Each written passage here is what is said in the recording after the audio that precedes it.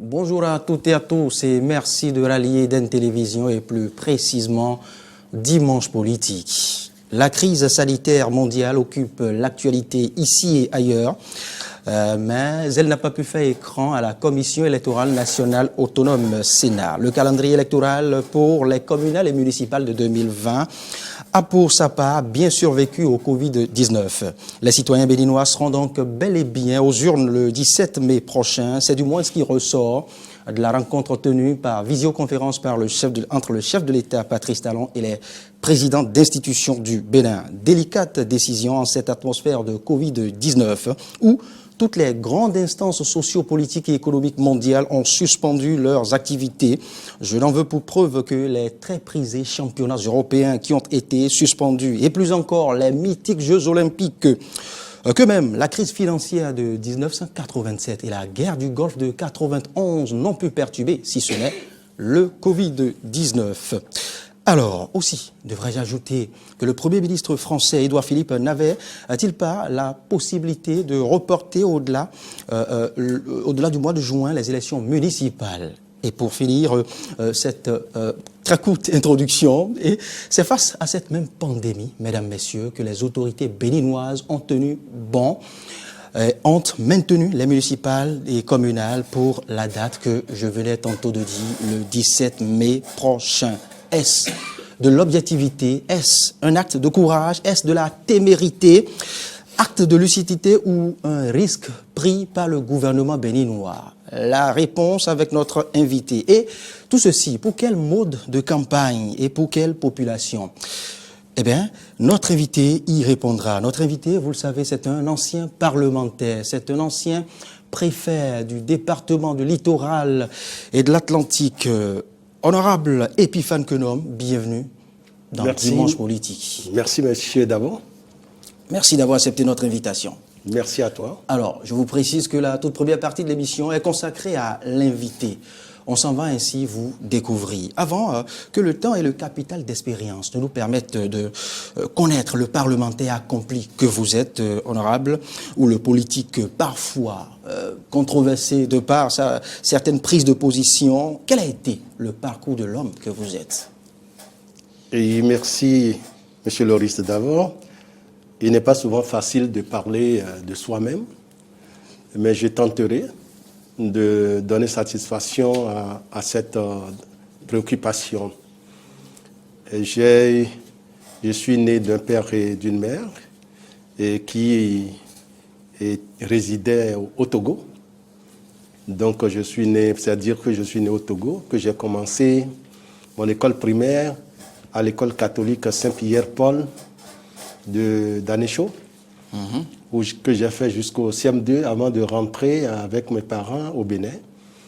Donc, j'ai été admis à l'école primaire publique Charles Guillot de Cotonou, où j'ai fait donc mon CEPE. D'accord. Alors, après le CEPE, je suis admis au collège d'enseignement général de Guégamé, où j'ai eu mon BEPC et continué donc à la classe de seconde. Il faut signaler qu'en cette période, il y avait donc une série, la série C4, la série C et la série C'. Alors donc, la C' qui correspondait à l'ancien temps à la série Matheux. Ah oui. Donc, j'ai fait le second cycle en C' pour décrocher mon bac C'. Donc, le bac C', il faut vous dire que vous avez mathématiques pratiquement coefficient 8. Wow. Et vous avez les physiques qui sont également dans une proportion de coefficient 6. Donc, vous dire que quand vous ratez ces deux matières, vous pouvez plier bagage. Vous pouvez rester pour les autres matières à la maison. Oui, c'était. Alors, donc, tout est consommé. Je suis entré donc à l'Université nationale du Bénin, où j'ai commencé donc la faculté de sciences agronomiques. J'ai obtenu, après 4 ans, j'ai obtenu donc le diplôme d'agronomie générale. Après ce diplôme, nous entrons en spécialisation. Donc, je suis entré en spécialisation économie et sociologie rurale. Alors, on termine généralement ce parcours à l'époque à l'université d'Ibadan. Donc, il faut absolument que nous allions faire 2 ans à l'université d'Ibadan. Oui. Vous voyez que le challenge, c'est l'anglais. Donc, ce n'est pas facile. Bon, on a fait ces 2 ans à l'université d'Ibadan et on a décroché Avec un bain linguistique forcé. Voilà, un linguistique forcé. Et je peux dire que quand les professeurs venaient donner leurs cours magistraux, peut-être qu'il a déversé un cours d'une centaine de pages, mais c'est difficile pour nous d'écrire 2 pages. Hein. Ah, oui. Ah oui, parce que c'était en anglais. Il va falloir au retour Passer à la traduction. Oui, au retour donc à l'internat, ou bien comment je veux dire, il faut donc aller rechercher les cours et puis se mettre. Et maintenant, la traduction pour mieux comprendre le cours. Donc c'était bon. Et ça nous permettait également d'être sur le terrain de la pratique parce que l'Institut international d'agronomie tropicale Haïti, le seul site se trouvait au Nigeria, à Oyo. Wow. Donc on pouvait bénéficier de toutes les pratiques, etc. Et donc après les 2 ans, donc nous soutenons, soit nous soutenons à Ibadan ou bien nous soutenons au Bénin. Donc moi j'avais comme maître d'études M. Léo Dehaene, qui est un Hollandais, ce qui va m'amener à apprendre le vol pour me retrouver donc aux Pays-Bas, wow, où je devais continuer les recherches. Et conclure et peaufiner vos recherches. Pour finir mes recherches, parce que le maître de thèse ne se déplace pas très souvent. Et là, je pense que ça a été une expérience aussi très dure, parce qu'il vous faut vous battre seul dans les recherches, dans les bibliothèques. Et surtout, c'est l'utilisation de l'ordinateur qui venait de sortir qui était vraiment la mascarade. Ah oui. Parce que personne n'est là, aucun secrétaire ou aucune secrétaire pour vous saisir votre document. Il faut tout faire par soi-même. Il faut faire tout par soi-même. Et là, je me rappelle toujours que des fois, j'appuie une fonction et puis tout ce que j'ai fait s'en va. Et là, je mets la main à la tête. Je dis, mais bon, alors j'ai fini tout ça. Donc, ça a permis également de faire des diplômes de spécialisation, donc de sociologie et de développement. Ensuite, j'ai continué avec des diplômes approfondis où j'ai fait donc la méthodologie de recherche scientifique. Ensuite, la méthodologie de la formation des formateurs, des cycles formels et informels. Je crois que cette formation, je l'ai faite avec le docteur Voglesi. Ah oui. On était les 2 à l'époque admis au Bénin pour faire cette formation. J'ai continué et là j'ai fait également de la communication. Ensuite j'ai passé quelques temps à donner des cours au supérieur, dans l'enseignement supérieur. Et je pense que c'est de là que le président Nicéphore Dieudonné Soglo m'a découvert. Et fortuitement, au cours d'une assemblée générale où il avait demandé un secrétaire. Alors, tout le monde ne voulait pas. Personne ne voulait, je dirais. Et puis, il y avait quelqu'un qui a dit au président, mais regardez le monsieur là, il porte des cheveux blancs, mais c'est le plus jeune de nous tous. Il ne faut pas qu'il nous trompe. Paradoxe. Alors, paradoxe, on m'a pris. Et je pense que j'ai pondu un rapport qui a plu au président Nicéphore Soglo. Et qui a dit que, dis donc, celui que vous avez comme secrétaire administratif du parti, il ne pèse rien. Ainsi prendra corps la belle aventure voilà. RB.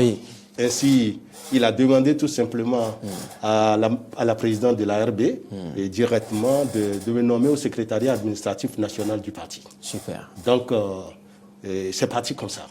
Alors, donc aujourd'hui... cela nous servira de transition pour enclencher avec le parcours politique de l'homme. Le parcours politique. Je pense que les élections de 2002, les premières élections communales et municipales de 2002, permettront plus de me découvrir. Je me suis interposé à la fraude qui avait cours à l'époque. Et malgré parce que c'était la première fois qu'on organisait cette élection. Le président Soglo, qui avait perdu les élections de 2001, alors donc le parti La Renaissance du Bénin voulait que leur leader charismatique prenne la gestion de la ville de Cotonou. Il fallait des jeunes aussi engagés, et comme moi, et pour faire l'affaire. Donc le président Soglo a exigé que je sois membre de la Sénat. Et je pense que c'est la chance que nous avons eue. Et face à l'argent, je m'étais interposé. Et nous avons donc tiré fort. Et la Renaissance du Bénin a gagné donc les élections municipales à Cotonou. Je sais que même ces 52 minutes consacrées à votre parcours ne suffiront pas. Honorable Epiphane Kounom, quels enseignements tirez-vous vous-même de votre parcours professionnel et politique à ce jour, en quelques minutes? Je voudrais tout simplement dire que vouloir, c'est pouvoir. Je voulais être un intellectuel de haut niveau. Donc, je travaillais, je bouquinais. Ce ne fut pas sans peine, mais vous y êtes arrivé. Il y avait beaucoup de peines, beaucoup de difficultés, mais je mettais les difficultés à côté et je tenais nécessairement à aboutir à l'objectif que je m'étais fixé. Je dirais, tout ce parcours, que ce soit professionnel, il y a eu des handicaps. Où je voyais déjà s'arrêter mon cursus universitaire. Mais j'ai trouvé les ressources en moi-même pour pouvoir aller de l'avant. Parce que quand j'étais un peu en Europe, je suis passé un peu aussi du côté, n'est-ce pas, de l'Union soviétique à l'époque. Alors, je fais tout ça, c'était vraiment sans grand moyen. Mais je me débrouillais. Il faut voir que à la sortie des cours, des fois, il faut passer dans les hôtels pour pouvoir soit rester à la conciergerie ou des petits jobs. Des petits jobs pour pouvoir gagner. Et c'est ce qui justifie votre adage de départ. Voilà. Vouloir, c'est pouvoir. C'est pouvoir. Même sans moyens, vous y êtes arrivé. On arrive. À vous construire. C'est ça. Honorable, on va enclencher maintenant avec la rubrique suivante.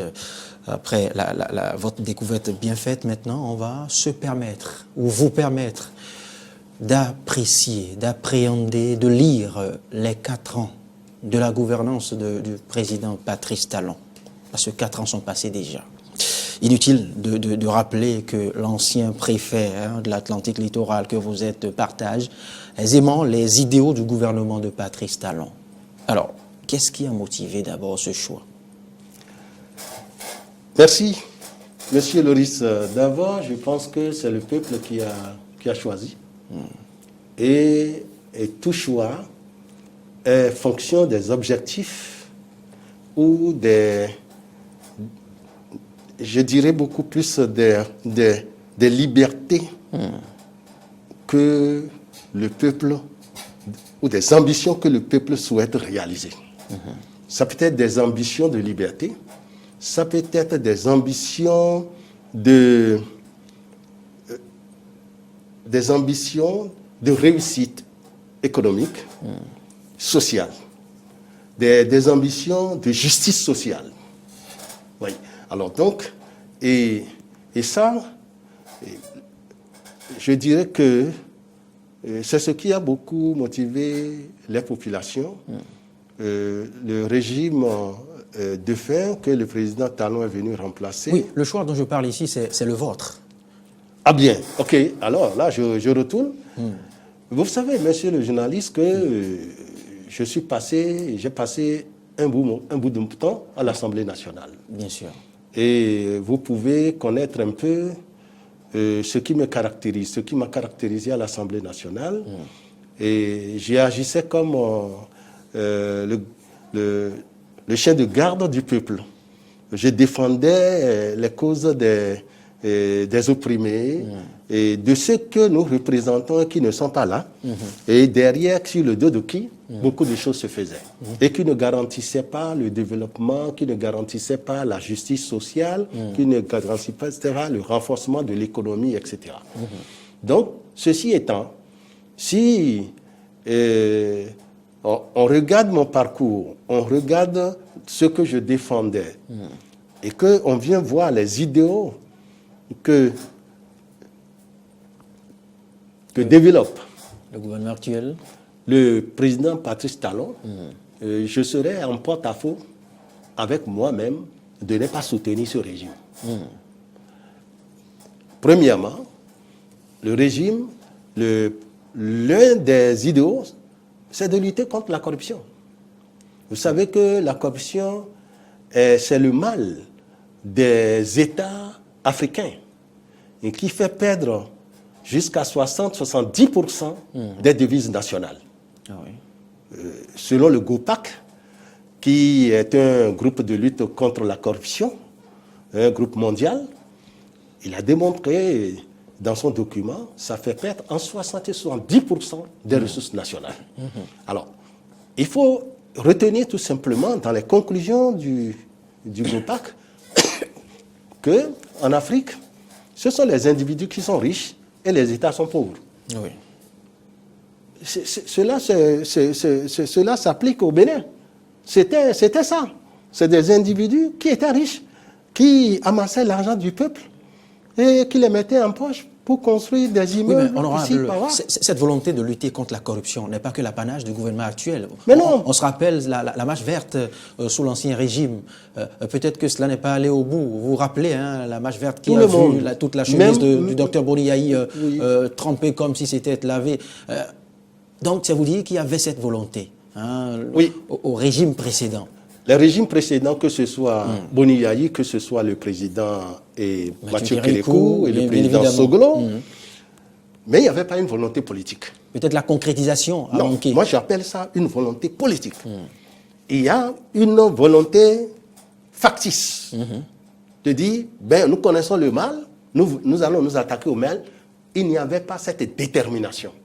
Il faut le noter quand même. Pour le noter, donc nous reviendrons sur d'autres points que tu vas aborder. Donc, cet idéal, et je partageais ça, je le défendais. Donc c'était le premier, assainir les finances publiques. Parce que quand on fait une lutte contre la corruption, là, le résultat, c'est l'assainissement des finances publiques. Et si les finances publiques sont assainies, l'État devient riche. Et l'État donc devient prospère et fait donc, n'est-ce pas, le partage de la prospérité. Mais lorsque l'État n'est pas riche, mais il va partager quoi? L'État ne fera que du placebo. Ça veut dire que lorsqu'il y a des besoins, l'État va courir pour venir, mais en réalité, c'était un État totalement réduit, amaigri, malade, parce que vidé de ses ressources par certains citoyens inconséquents. Autrement dit, l'honorable, vous vous retrouvez aisément dans les choix du gouvernement de Patrice Talon. Bien sûr, bien sûr. Et je l'ai dit. Il y a une belle harmonie entre vos idéaux, ce qui fait que vous adhérez aisément à ceux du gouvernement. Tant mieux, honorable, on va y revenir sur d'autres points, rassurez-vous. Alors, ça y est. 4 ans sont passés, 4 ans déjà que l'équipe de Patrice Talon est installée. Et vous, je ne vous apprends rien, vous avez suivi la présentation, la galante présentation du très féerique programme d'action du gouvernement. C'était en décembre 2016. Vous vous rappelez encore comme si c'était hier, au menu, différents projets, différentes réformes. La volonté y était. 4 ans après. Merci. 4 ans après, la gouvernance établie par le président Talon, nous pouvons lui adresser des mots de satisfecit. Et je ne veux pas tenir la langue de bois pour vous dire pourquoi satisfecit. Pour s'assurer qu'un pays est dans la bonne marche de son développement, il y a des facteurs qu'il faut regarder. Si ces facteurs clignotent, ça veut dire que la santé du pays n'est pas bonne. D'accord. Mais si ces facteurs sont verts, les voyants sont verts, il faut savoir donc que c'est un pays qui progresse. Ah oui. Et les facteurs macroéconomiques, d'abord, ça part de la maîtrise du capital travail. est-ce que nous avons maîtrisé le capital travail aujourd'hui? Par rapport à un passé récent, où les travailleurs peuvent rester à la maison 25 jours sur 30, faisant de la grève, réclamant des augmentations de salaire sans produit. Justement, c'est bien au menu de mon point. Et puisque vous y êtes déjà, je prends la balle au bon, honorable Epiphane Kounom. Cette restriction, ce recadrage, je dirais, à la limite drastique du droit de grève, cela rencontre-t-il aussi vos idéaux? Mais je vous dis, n'est-ce pas une limitation des libertés? Il n'y a pas un seul des idéaux qui soit contraire à mes aspirations. Ah oui? Lorsque je vous parle du capital travail, comment peut-on produire de la richesse et chercher à partager les fruits de la richesse sans travailler? Donc, cela veut dire que les pays donateurs qui prêtent de l'argent ou qui nous font des dons de sous, chez eux, ils travaillent. C'est pour ça que certains pays ont commencé par être réticents pour dire que les Africains sont paresseux. Et quand eux, ils pressurent leurs compatriotes pour nous envoyer de l'argent, mais ces sous, nous les détournons, nous n'en faisons rien, nous éliminons avec. Donc, à partir de ce moment, ils ne sont plus prêts à nous donner, à nous faire des dons de sous. Oui, mais n'est-ce pas de la soumission du fonctionnaire béninois? Non, ce n'est pas de la soumission. Il y a un paradoxe. Soit il faut vivre pour travailler, ou travailler pour vivre. Selon vous, quelle est donc la logique? Et non travailler pour mourir. Non. Et même d'ailleurs, ce serait la belle mort. Parce que quand vous mourrez en travaillant, et vous ne reviendrez plus, et votre esprit ne reviendra plus hanter les gens, où on te dira, on l'a vu ici, on l'a vu là, parce que ton âme serait fatiguée.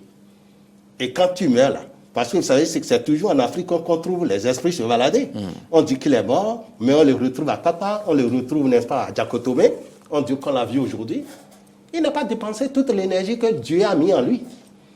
Lorsque vous dépensez toute l'énergie que Dieu a concentrée... Honorable, je vous concède cette lecture métaphysique que vous faites. Restons toujours dans le cadre, toujours à ce niveau. On va finir avec ça, dans le cadre du recadrage des droits de grève, honorable. À comparer, c'est vrai que à des moments donnés, l'on a tendance à croire que certains fonctionnaires misent sur ou profitent de cette possibilité de droit de grève pour faire pression ou abuser parfois de l'État en place. Mais n'est-ce pas trop exagéré ce type de recadrage auquel nous assistons? Je voudrais dire, monsieur le journaliste, monsieur Davor, que lorsque vous exagérez, on finit par vous retirer vos droits. Donc vous convenez avec moi que c'est un droit qu'on a retiré aux fonctionnaires béninois? Bien sûr, parce qu'ils exagéraient. Les contribuables béninois, les paysans qui sont dans les campagnes, qui produisent pour qu'on les paye, ces mêmes paysans retournent dans les structures étatiques pour bénéficier, n'est-ce pas, de leurs prestations. Ils ne sont pas présents. Il y a quelque chose, il y a une maldonne. Moi, je produis pour qu'on te paye avec, n'est-ce pas, le fruit de mon labeur. Mais lorsque je viens pour bénéficier des services, moi, je ne te vois plus. Donc, qui trompe qui? Donc, je pense qu'il y avait un abus. Eh oui, il y avait un abus. On va poursuivre avec les quelques... Je n'ai pas fini, parce que lorsque je parlais des facteurs macroéconomiques, je n'avais plus que le capital travail. On va y aller vite. Il y a le capital foncier, les réformes agraires, les réformes, n'est-ce pas, du code foncier, etc. Oui. Celui qui a de la terre, il a l'argent. C'est de l'argent. Mais que vous avez en mobilisation, ça doit pouvoir vous permettre d'aller prêter de l'argent dans les banques. Mais le système est tel que, même si vous avez de la terre là, vous ne pouvez pas aller prêter de l'argent dans les banques. Aujourd'hui, les réformes qui sont en cours le permettent. Vous voyez, le permettent. Et nous avons assez de terre que nous ne pouvons pas exploiter, que nous gardons en friche, alors qu'il y a d'autres qui en ont besoin. Donc, ces réformes. Donc, le capital foncier, le capital financier également. Voilà 3 choses que je te cite. Le capital travail, vous le capital voulez fonction, ainsi justifier le capital financier. le lot ou le flot d'emprunts obligataires auxquels nous assistons? Oui, le capital financier, c'est la maîtrise, n'est-ce pas, des ressources financières publiques. C'est ça. Vous voyez, une fois que la lutte contre la corruption est en marche, eh bien, l'argent du contribuable séjourne beaucoup plus longtemps dans les caisses de l'État. Et l'État, fort de cela, peut faire des emprunts, mais contrairement auparavant, lorsque l'argent rentre, sort en même temps par des tuyaux et s'en va, mais l'État va s'endetter, il laissera des dettes sur des siècles que nos jeunes viendront payer. Maintenant, aujourd'hui, l'État a fait l'effort d'assainir. L'argent qui rentre ne sort plus comme ça par les pipelines pour enrichir d'autres personnes. Donc, il y a une consistance des finances publiques. À partir de là, l'État dit, je peux aller prêter parce que je sais qu'au bout de tel temps, j'aurai de l'argent pour rembourser. Il y a également le capital énergie. Comment vous voulez développer les PME, les PMI sans la maîtrise de l'énergie? Mais lorsque vous prenez le soudeur du quartier, le menuisier du quartier, même le mécanicien du quartier, il doit travailler avec l'énergie. Il ne l'a pas. Regardez, il y a une époque récente. Même dans nos différentes demeures. Oui, regardez, vous ne pouvez pas émettre des télévisions, vous ne pouvez pas partager l'information. Celui qui n'a pas l'information, il est donc totalement noyé. Alors, donc, la maîtrise du capital énergie, aujourd'hui, mais on se demande si on n'est pas dans le même Bénin. Quelle est la magie? Quelle est la magie? À travers la résurrection de la centrale de Maria Gleta. Oui, non, mais même pas ça. Ça veut dire que, vous savez, on était dans un système de bâtardise où chacun enlevait les ressources de l'État et puis partait avec. Aujourd'hui, qu'il n'y a plus ça. Oui, on a vu ici, on a Maria Gleta 1, non? Et combien de milliards? On n'a rien vu. Ah oui. C'est où? Donc, finalement, avec l'avènement du régime du parti Talon, les choses ont été sécurisées. Les choses ont été sécurisées. Donc, nous avons eu Maria Gleta 2 en étant record. Nous avons eu la maîtrise, n'est-ce pas, de la fourniture de l'énergie. Alors, donc ça, là, déjà, c'est un facteur de production auquel j'ajoute le facteur sécurité. On ne peut pas construire la macroéconomie, développer la macroéconomie sans maîtriser la sécurité. Mais c'est avec les mêmes agents aujourd'hui que la sécurité est maîtrisée. Et ça veut dire qu'il y avait quelque chose qui n'allait pas.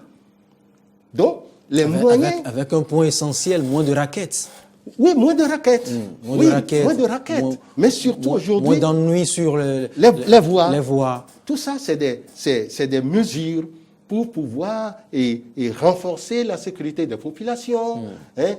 Même, nous avons eu des recrutements de 1000 agents, mais il n'y avait pas de sécurité.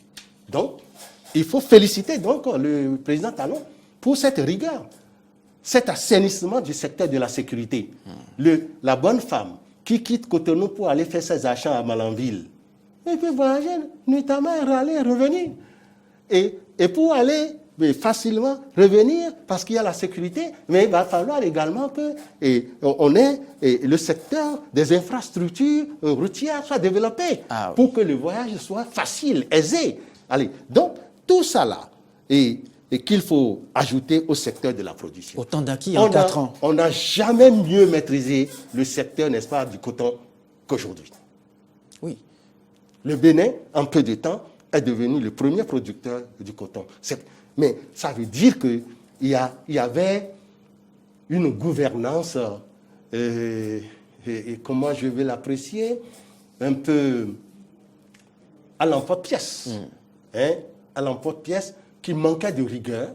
Et il faut le dire, ce n'est pas être contre quelqu'un. Vous voyez? Donc, si les facteurs de macroéconomique ont été maîtrisés par le régime actuel, et les ministres sont là pour donner les détails, moi je fais une analyse macroéconomique pour voir si les facteurs sont verts. Les facteurs, vraiment, aujourd'hui, sont ouverts pour une économie prospère. Honorable Epiphane Kounom, on n'a pas tout dit encore. Vous avez oublié, ou je vous le souffle, le cadre de vie et le développement durable à travers le projet Asphaltage, oui, qui a rendu, je dirais, plus attrayant j'allais dire, hein, certaines contrées du pays, certaines communes. Hein, tout à fait. Je ne l'ai pas oublié, M. Davor, je ne l'ai pas du tout oublié. Hein. Et après avoir parlé des facteurs macroéconomiques, et je pouvais revenir. Je parle des facteurs microéconomiques. Et là, je dis, par exemple, pour assurer le développement des micro-entrepreneuriats, il faut donner de la formation aux jeunes. Il faut mieux organiser cela. Et ensuite, on a connu les microcodis au journal nouvelle génération. Le microcodis qui était organisé avant, bon, tant mieux. C'était sélectif. Hein, c'était sélectif. Mais aujourd'hui, on pense que c'est mieux organisé. On a également le paiement numérique qui permet aux demandeurs d'avoir directement leurs sous. Au lieu que là, cela passe par des tiers qui vont y déduire leur commission, ça va directement chez... Voilà. On a dématérialisé le suivi des ressources. Tout à fait. Alors, quand je viens, il y a aussi les facteurs environnementaux. Il faut donc, une fois qu'il y a de l'argent, on peut améliorer son habitat. Donc, les activités d'asphaltage de Cotonou, parce que le Cotonou est sous l'eau, et dans d'autres villes, on doit pouvoir laisser donc, des infrastructures poussées du sol. Ces infrastructures qui doivent contribuer à la beauté, à la production, à l'accélération de la production, eh bien, vous voyez, les routes dans les communes, quand vous allez, tout partout, c'est un chantier. Tout partout est un chantier. Et tant qu'il y a à faire, rien n'est fait. Et différentes communes font peau neuve, sans oublier la construction de nombreux marchés modernes, des logements sociaux et autres. Honorable Epiphane Kounom, dans encore quelques minutes, on va accueillir Corneille Haïssé, qui, à travers 12 minutes, vous fera lire encore autrement ces 4 ans du gouvernement du président Patrice Talon. Mais avant de vous, avant d'installer Corneille Haïssé, on va aborder l'une des réformes, je dirais l'une des plus délicates, sensibles, la réforme du système partisan. Merci. La réforme du système partisan, si Patrice Talon n'avait pas cet idéal, il fallait nécessairement que des gens le lui disent. Mais voilà, il est très ingénieux, il est resté loin un peu du pays pendant quelques années. Il a su les problèmes auxquels était confronté le développement du pays. Vous savez qu'il a dit, c'est l'union qui fait la force. Et lorsque, dans un pays comme le nôtre, nous pouvons compter jusqu'à 257 partis politiques, est-ce que c'est l'union, ça? C'est la désunion. Donc, il y a trop d'idées contraires, controverses. Donc, il fallait nécessairement resserrer le milieu, resserrer, n'est-ce pas, le milieu du système partisan. Parce que les partis n'étaient pas créés tout simplement sur des idéaux connus. C'est parfois sur des sensibilités personnelles. Et là, il a pu trouver la manière de dire, maintenant, que chacun essaie de cacher ses égos pour revenir à la case départ, pour qu'on ait moins de partis, moins de divisions, etc. Donc, nous savons qu'il fut un temps, le Nigeria avait forcé la même chose pour en arriver à 3 partis.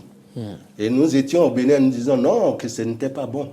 Mais aujourd'hui, si nous faisons une bonne lecture des choses, on doit pouvoir dire que en réduisant le nombre de partis, on a amené les Béninois qui étaient à des pôles différents de se rapprocher, de se parler et d'essayer donc de faire table rase, n'est-ce pas, de leurs différences qui sont basées sur des intérêts individuels pour ne regarder que l'être présent.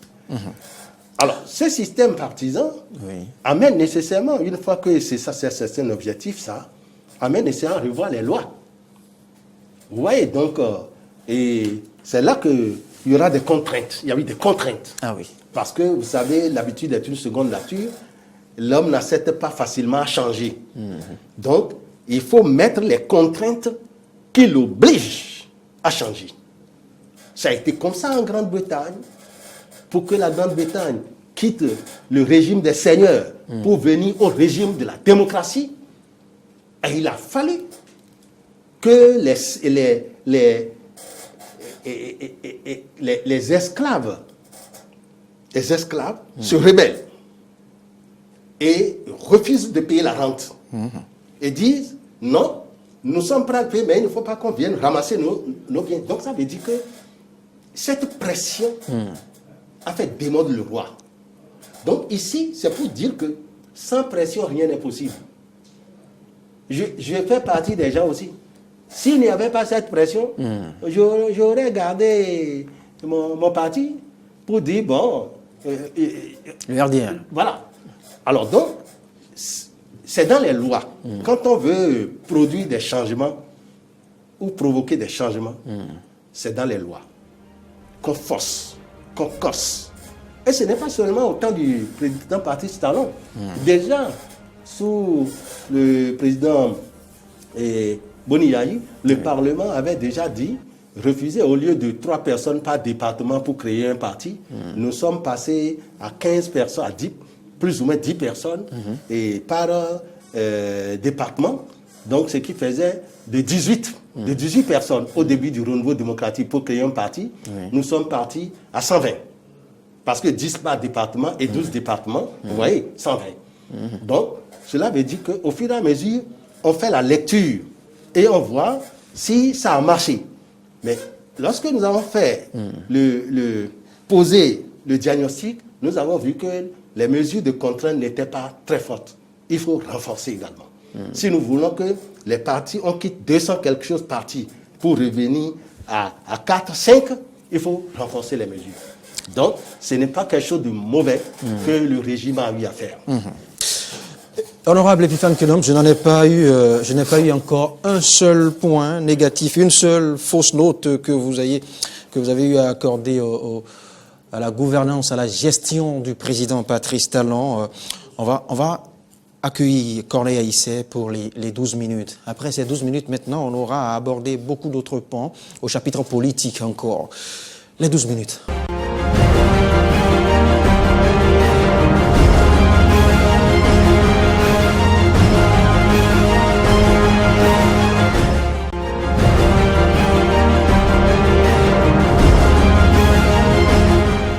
Honorable Epiphane Kenom, ancien député de la Renaissance du Bénin, ancien préfet de l'Atlantique littoral.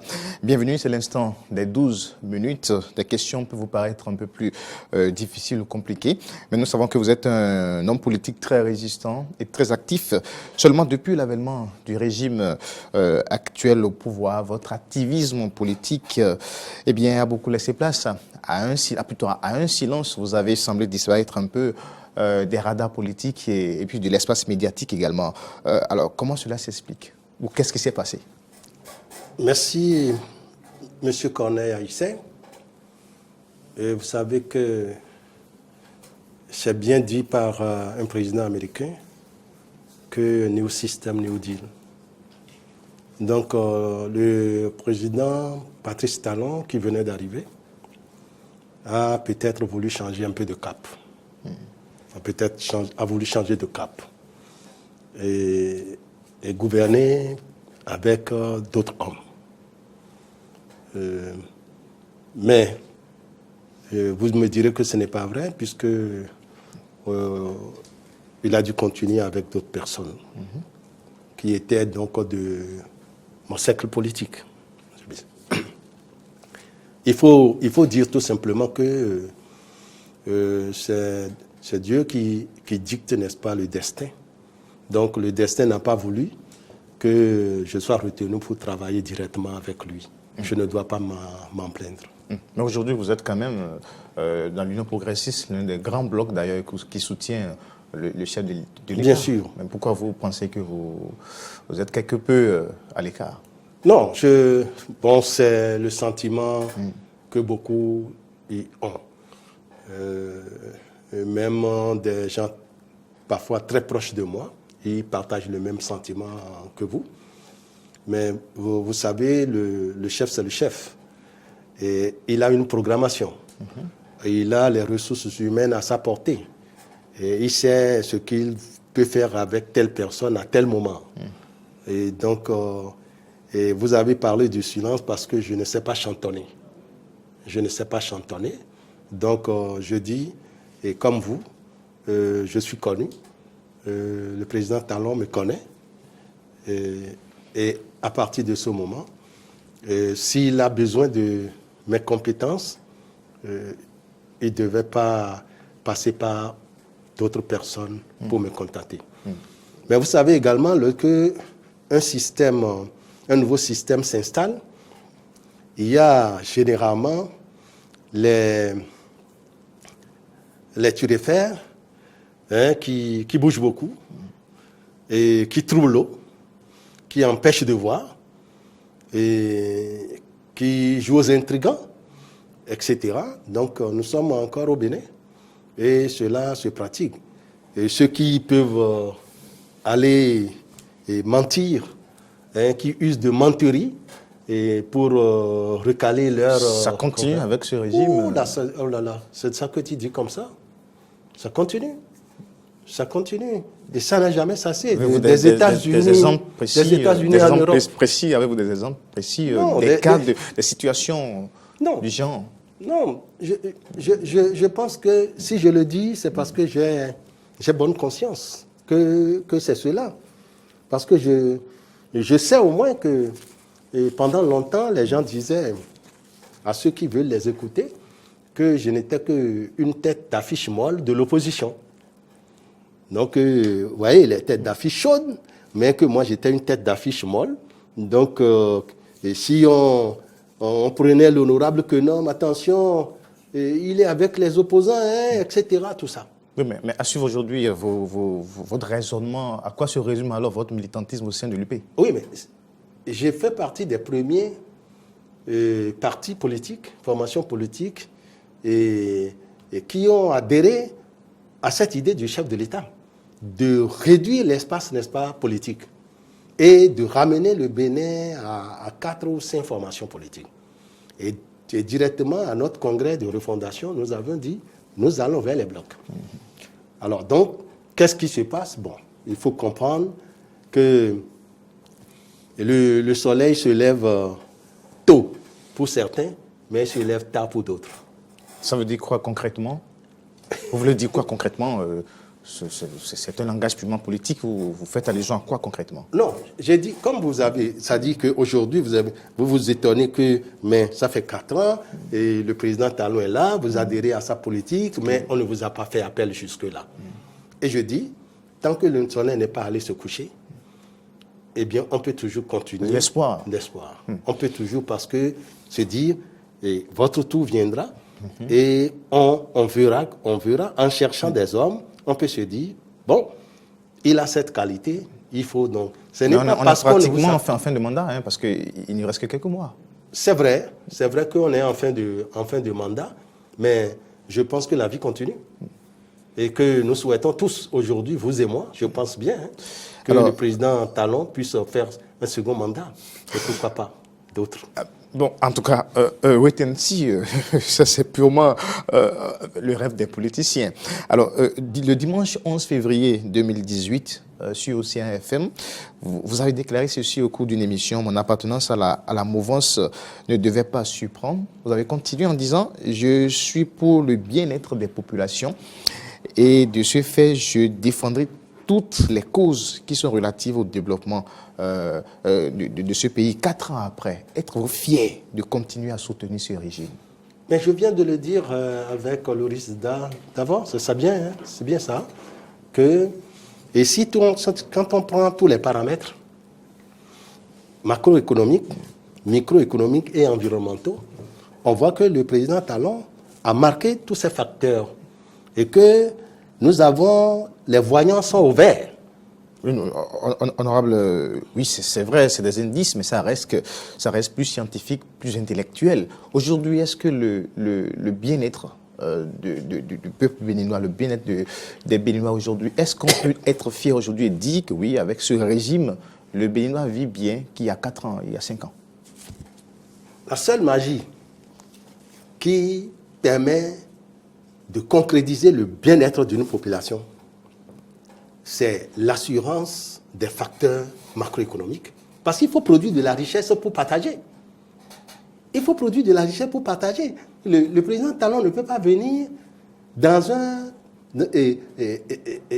pays où certaines indiscrétions qui sont finalement rendues publiques disent qu'on avait laissé 200 milliards dans les caisses à son arrivée.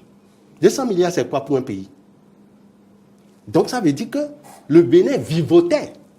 Le Bénin ne vivait pas. Donc vous reconnaissez qu'il y a encore beaucoup à faire. C'est ça. Quand on dit allègrement, on a laissé 200 milliards dans les caisses. Alors si vous savez que le budget annuel du Bénin, sous le régime que le président Talon est venu remplacer, c'est un budget qui avoisinait 1600 milliards chaque année. Et qu'on a laissé tout simplement 200 milliards et on peut se targuer de dire que nous avons une économie. Donc, ça veut dire qu'on vivait sous le joug ou sous le poids de la dette. Donc, en résumé, aujourd'hui, il faut continuer à serrer les ceintures. Il faut continuer à serrer les ceintures. Mais écoute, M. Corneille Aïssé, ne serre pas la ceinture pour voir si tu as envie d'acheter une Jeep. Commande si tu pourras l'acheter. Donc ça veut dire serrer la ceinture fait partie, n'est-ce pas, des contraintes humaines pour celui qui veut aller de l'avant. Très bien. On va parler maintenant des réformes. Vous faites partie des acteurs politiques qui, sous l'Ancien Régime, avaient bien sûr bloqué la révision constitutionnelle parce que, oui, en ce moment, pour vous, c'était opportuniste. Ce qui a été fait il y a quelques mois, simplement après cette vaste, profonde crise politique qui a conduit au dialogue politique et puis rapidement à une révision constitutionnelle, comment qualifiez-vous cette révision? Merci, M. Corneille. J'ai joué des rôles clés pour empêcher les révisions opportunistes que nous appelons opportunistes, révisions opportunistes. Parce que lorsque vous voulez analyser, il faut regarder le contexte. Nous étions à l'Assemblée. Nous avons les oreilles. Et ce qu'on nous proposait à faire contre de l'argent, on savait.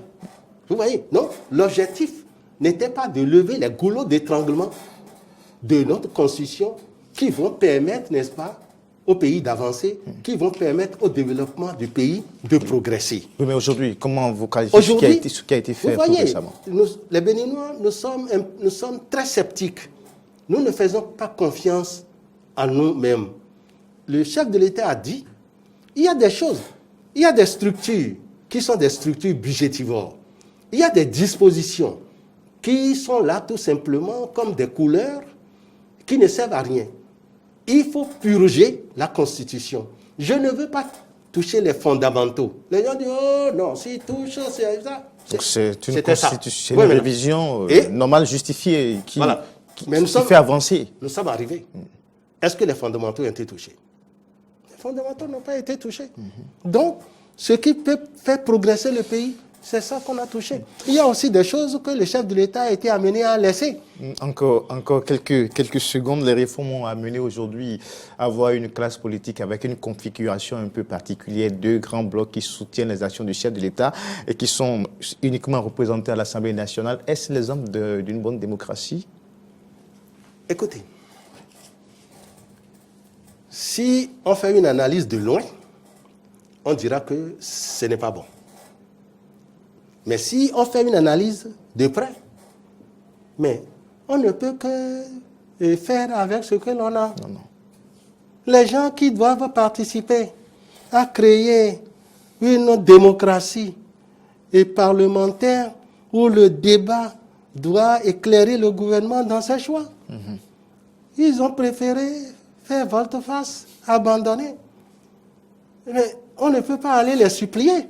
Donc, c'est pour dire que aujourd'hui, ce n'est que la chose qui est possible que nous avons fait.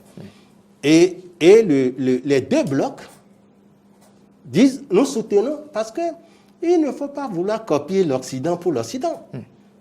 Il ne faut pas. Nous avons des problèmes de sous-développement. Très bien. Et Très bien. ces problèmes de sous-développement appellent que nous ayons la tête sur les épaules pour analyser.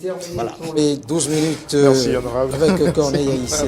Merci Corneille, merci à vous. Il y a certainement des questions que je vais peut-être vous laisser. Hein, D'accord, parce que la décentralisation, j'ai encore un peu moins d'une dizaine de minutes. Avec Oui. aujourd'hui, vous savez très bien, Oui. Maurice Free, d'abord je vous laisse cette question. À l'honorable, la déconcentration et la décentralisation aujourd'hui, avec On le va- cas on va y venir, on au va y niveau venir. du l'électoral où nous On va y avons venir, on va un y préfet venir. intérimaire qui joue depuis Allez, plusieurs mois merci déjà. Corneille. Voilà, donc je vous laisse cette Merci question. Corneille. Maurice, merci. On va rejouer la suite bientôt, rassurez-vous. Honorable, dimanche politique, ça va finir. Encore quelques petites minutes, mais pas avant, d'aborder les municipales 2020 et Covid-19. Alors, le maintien des élections municipales et communales pour le 17 prochain, une période qui pourrait être peut-être celle du pic de l'épidémie au Bénin.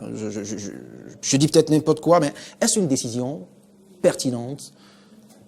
Je pense que les autorités centrales, qui ont à leur niveau tous les paramètres d'analyse, ont dû se baser sur ça pour décider. Et puis, nous savons que c'est les maires qui sont restés déjà et qui ont passé le clair du temps en dessous le président Yaïbouni, et avec leurs pratiques qu'on leur connaissait. Et il fallait des maires nouvelle génération, même si d'autres peuvent encore refaire surface. Et c'est pour ça que il n'y a pas que le Bénin qui est maintenu. Je pense que le Mali a maintenu, a décrété même l'état d'urgence pour pouvoir faire ces zones-là. Le tout est dans l'organisation. Le tout est dans l'organisation. Même s'il a été dit que la Sénat sera dotée de masques et autres équipements afin de sécuriser non seulement le scrutin, mais les citoyens.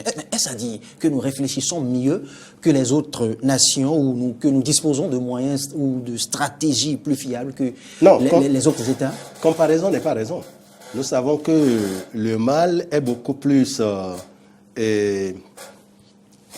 actif. Hein? Le virus est beaucoup plus actif dans les pays européens, américains, non, mais etc. il est partout. Et il descend. Donc, il est ça partout. veut dire que c'est les contacts, les voyages qui font que nous sommes en train Toute la d'enregistrer différence, c'est que toutes les nations n'ont pas le même nombre de morts. Non, c'est réel. Mais tout. donc, je pense que...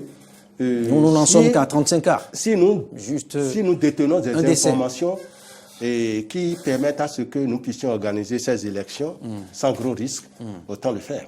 Donc, et je dis, ça dépend de l'organisation. Vous savez que d'autres pays ont décidé de faire ces élections sur 2-3 jours pour éviter l'affluence et la concentration des électeurs.